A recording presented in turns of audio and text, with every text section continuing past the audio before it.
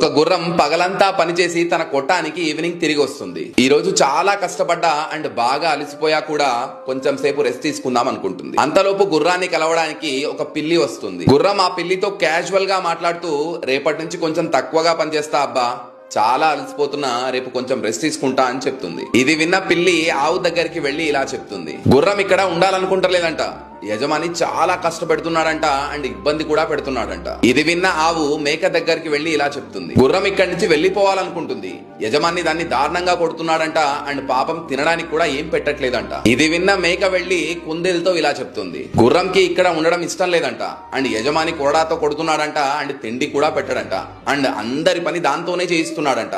నాకు తెలిసి ఇక్కడి నుంచి గుర్రం రేపు పక్కా వెళ్లిపోతుంది. కొంచెం సేపు తర్వాత ఆ ఫామ్ కి యజమాని దగ్గర పనిచేసే పాలేరు వస్తాడు. కుందేలు ఆ పాలేరుతో మాట్లాడుతూ ఇలా చెప్తుంది. మీ గుర్రం ఇక్కడ ఉండాలనుకోవట్లేదు, అది వేరే ఫామ్ చూసుకుందంట. గుర్రం అంటోంది ఆ ఫామ్ యజమాని చాలా మంచోడంట, కొట్టడం కాదు కదా పని కూడా తక్కువగా చేయించుకుంటాడంట అండ్ తిండి బాగా పెడతాడంట. ఇది విన్న పాలేరు పరిగెత్తుకుంటూ యజమాని దగ్గరికి వెళ్లి, అన్న మన గుర్రం మనకు నమ్మక ద్రోహం చేస్తుంది, పొద్దున అన్ని జంతువుల్ని తీసుకుని వేరే ఫామ్ కి వెళ్లిపోతుందంట. పాలేరు మాట విన్న యజమాని కోపంతో ఊగిపోతాడు. అదే రోజు రాత్రి గుర్రానికి విషమిచ్చి చంపేస్తాడు. పాపం గుర్రం ఏం చేసింది, అది ఒక్క మాట కూడా తప్పుగా మాట్లాడలేదు, ద్రోహం చేయలేదు, కనీసం అలాంటి ఆలోచన కూడా చేయలేదు. కానీ గుర్రం ఒక్క తప్పు చేసింది, అది తన మనసులో ఉన్న మాట దాచుకోకుండా వేరే వాళ్ళకి చెప్పింది. జీవితంలో ఒక్క ఒట్టు వేసుకోండి, నా మనసులో ఉన్న మాట ఎవ్వరికీ చెప్పను అని. ఎందుకంటే మోస్ట్ ఆఫ్ ది పీపుల్ మీ ముందు మీ వాళ్ళుగా, మీ మంచి కోరే వాళ్ళుగా ఉంటారు, కానీ మీ వెనకాల మీ బాధని జోక్ చేసి ఎంజాయ్ చేస్తారు, దాన్ని పలు విధాలుగా మార్చి ప్రచారం చేస్తారు. అందుకే మీ మనసులో ఉన్న బాధని, మీ ఇంటి విషయాల్ని, మీ బిజినెస్ కి సంబంధించిన విషయాల్ని, మీ సంపాదన గురించి విషయాల్ని